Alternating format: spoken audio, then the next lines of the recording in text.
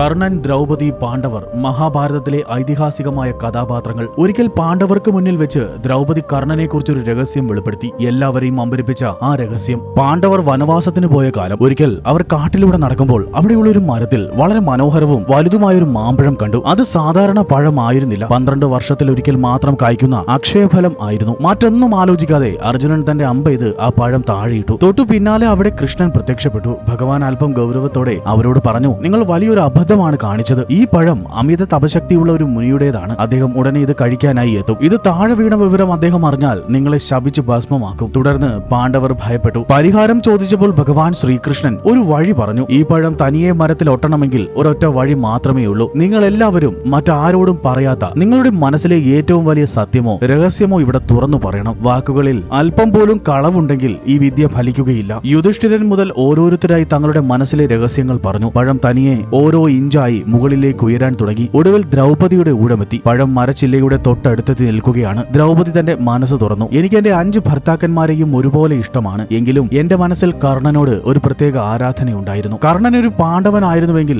എന്റെ ജീവിതം ഇതിലും മനോഹരമായിരുന്നുവെന്ന് ഒരു നിമിഷം ഞാൻ ചിന്തിച്ചിട്ടുണ്ട്. ഈ വാചകം പൂർത്തിയായ ആ നിമിഷം ആ പഴം മുമ്പത്തെ പോലെ തന്നെ മരത്തിൽ മുറുകെ ഒട്ടിപ്പിടിച്ചു. പതിമാരോടുള്ള സ്നേഹത്തിൽ ദ്രൗപദിക്ക് ഒട്ടും കുറവുണ്ടായിരുന്നില്ല. എങ്കിലും ഈ ലോകത്തിലെ ഏറ്റവും വലിയ വീരന്മാരിൽ ഒരാളായിട്ടും അർഹമായ അംഗീകാരം ലഭിക്കാതെ പോയ കർണനോട് അവൾക്കൊരു ബഹുമാനം കലർന്ന അനുകമ്പ ഉണ്ടായിരുന്നു. കർണനെ പോലൊരു മഹായോദ്ധാവ് പാണ്ഡവർക്കൊപ്പം ഉണ്ടായിരുന്നുവെങ്കിൽ അധർമ്മത്തിന്റെ പക്ഷം ഇത്ര ശക്തമാകില്ലായിരുന്നുവെന്നും തന്റെ ജീവിതത്തിലുണ്ടായ പല കഷ്ടപ്പാടുകളും ഒഴിവാകുമായിരുന്നുവെന്നും ഒരു നിമിഷം അവൾ ചിന്തിച്ചുപോയി. ജീവിതത്തിൽ നാം പലപ്പോഴും പൂർണ്ണത ആഗ്രഹിക്കാറുണ്ട്. ആ ഒരു ആഗ്രഹം മാത്രമായിരുന്നു ദ്രൗപദിയുടെ വാക്കുകളിൽ ഉണ്ടായിരുന്നത്. തന്റെ മനസ്സിലെ ആ ചെറിയ ചിന്ത പോലും ഭഗവാന് മുന്നിൽ തുറന്നു പറയാൻ കാണിച്ച ആ സത്യസന്ധതയാണ് അവിടെ ആ പഴത്തെ മരത്തിൽ ഒട്ടിച്ചത്. ലോകത്തിന് മുന്നിൽ വലിയൊരു രാജ്ഞിയാണെങ്കിലും ഉള്ളിന്റെ ഉള്ളിൽ സത്യം മാത്രം സൂക്ഷിക്കുന്ന ഒരു പവിത്രമായ മനസ്സ് ദ്രൗപദിക്ക് ഉണ്ടായിരുന്നുവെന്ന് ഈ കഥ നമ്മെ പഠിപ്പിക്കുന്നു. പാണ്ഡവരുടെ വനവാസകാലത്തെ ഈ കഥ നിങ്ങൾക്ക് ഇഷ്ടമായാൽ ലൈക്ക് ആൻഡ് സബ്സ്ക്രൈബ് ചെയ്യൂ.